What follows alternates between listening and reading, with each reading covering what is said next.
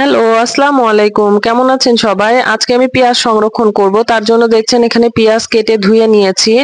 এবার পেঁয়াজটাকে এই যে ভেজিটেবল কাটার এটাতেই কেটে নিব।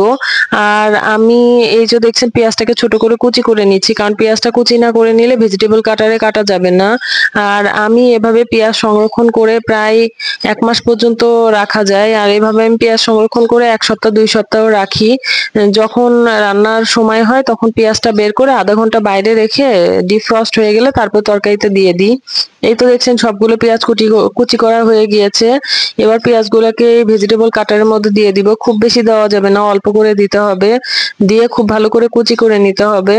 আর ভেজিটেবল কাটারে পেঁয়াজ কাটতে খুব বেশি সময় লাগে না। এজন্য আমি ভেজিটেবল কাটারটাই বেশি বেশি প্রেফার করি। এই তো দেখছেন আমি কাঁটাটার লিড আটকে দিয়েছি। এবার শুধু টানতে হবে।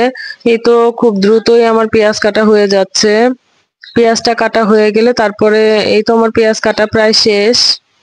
এবার আমি পেঁয়াজটাকে লিডটা খুলে নিয়ে পেঁয়াজটাকে একটা বাটিতে নিয়ে নিব।